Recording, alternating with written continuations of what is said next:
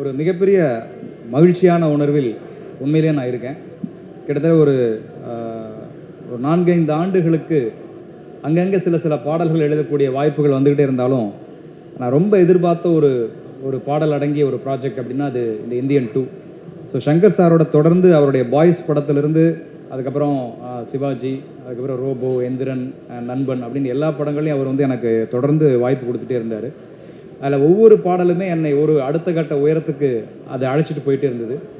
இருந்தாலும் இந்த பர்டிகுலராக இந்த இந்தியன் 2, அதுவும் இப்போ ரிலீஸ் ஆன அந்த ஃபஸ்ட்டு சிங்கிள் பாரா அப்படிங்கிற அந்த பாடல் நாங்கள் நல்ல ஒரு பெரிய வெற்றி அடையும்னு நினச்சோம். ஆனால் அதையெல்லாம் தாண்டி ஒரு உலக தமிழ் மக்களால் மிகப்பெரிய அளவில் ஒரு கொண்டாடப்படுகிற வரிகள் கொண்ட ஒரு பாடலாக என்னுடைய பாடல் பயணத்தில் ஒரு பெரிய ஊக்குவிப்பாக, இன்னும் ரொம்ப வெளிப்படையாக சொல்லணும்னா இது என்னுடைய செகண்ட் இன்னிங்ஸை ஸ்டார்ட் பண்ணுற ஒரு பாட்டாக இந்த பாரா அமைஞ்சிருந்தது.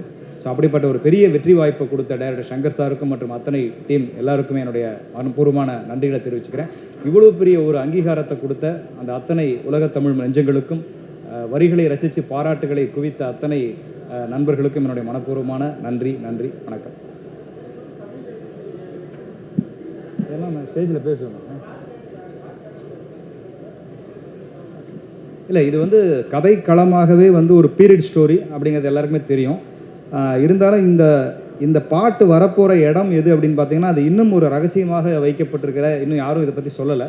அதனால் என்னாலையும் அதை சொல்ல முடியாது. அப்படிப்பட்ட ஒரு கதை களத்துக்குள்ளே இந்த பாட்டு வருது.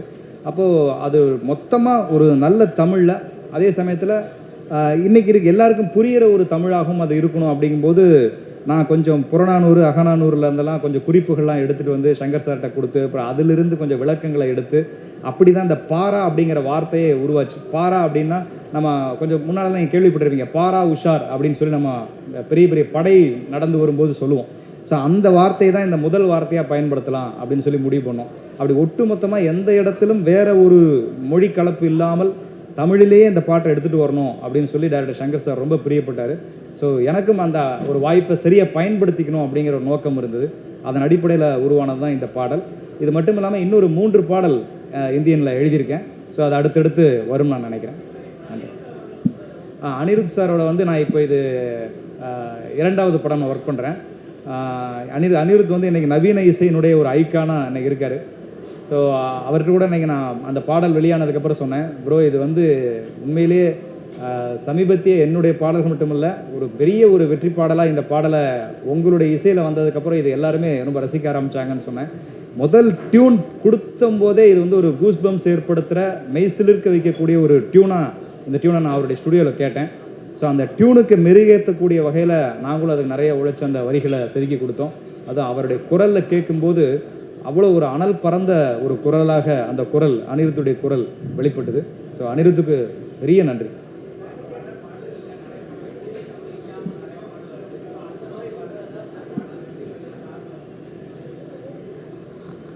மற்ற பாடல் பற்றி நம்ம விமர்சிக்க வேணாம். ஆனால் ஒட்டு மொத்தமாக வந்து உண்மையிலேயே இல்லை பெரிய வரவேற்பு இருக்குது. ஏன்னா நேற்று கூட நான் ஒரு இடத்துல வந்து சாப்பிட்டுட்டு இருக்கேன். இந்த உணவு கொண்டு போய் கொடுப்பார் இல்லையா, ஸோ அதை நம்ம தொழிலில் சொல்ல வேணாம். அப்படி ஒரு நபர் வேர்த்து விறுவிறுத்து வர்றாரு. சத்தியமாக அது நடந்த உண்மை. வேர்த்து விறுவிறுத்து அவருடைய பொட்டலங்களை எடுத்துகிட்டு போகிறாரு. திரும்பி என்னை பார்க்குறாரு. பார்த்துட்டு அங்கேருந்து சார் அப்படின்னு அவர் கண்களில் வந்து அந்த ஈரம் தணிச்சுது. சார் அற்புதமான தமிழ் வரி சார், தயவு செஞ்சு நிறைய எழுதுங்க சார், ப்ளீஸ் சார் அப்படின்னு சொல்லிட்டு போனார். அது எனக்கு வந்து ஒரு பெரிய ஏதோ தேசிய விருது தொட்ட மாதிரி இருந்தது. அவர் அந்த ஒரு உழைக்கும் வர்க்கத்தை சார்ந்த ஒரு மனிதன் அந்த ஒரு தமிழ் வரியை கொண்டாடின விஷயம் ரொம்ப மகிழ்ச்சியான ஒரு தருணமாக இருந்துச்சு. ரொம்ப அதாவது உண்மையிலேயே நான் வந்து ஒரு 10 ஆண்டுக்கு முன்னால் தேசிய விருது வாங்கினப்போ எவ்வளோ மகிழ்ச்சியாக இருந்தனோ, என்னுடைய பாட்டு பயணத்தில் இந்த பாடலினுடைய வெற்றிக்கு அவ்வளோ எனக்கு ஒரு சந்தோஷம் பாடல் கிடைச்சது. இல்லை கண்டிப்பாக நான் ஒரு விஷயம் உறுதியாக எடுத்திருக்கேன். ஏன்னா மக்கள் வந்து இப்போ என்னன்னா ரொம்ப கூர்மையாக லிரிக்ஸை கவனிக்க ஆரம்பிச்சிருக்காங்க. இப்போ லிரிக்ஸ் நல்லா இல்லைன்னாலும் திட்டுறாங்க. முந்தியெல்லாம் அதை கண்டுக்காமல் போயிடுவாங்க. லிரிக்ஸ் நல்லா இருந்தால் பயங்கரமாக கொண்டாடுறாங்க.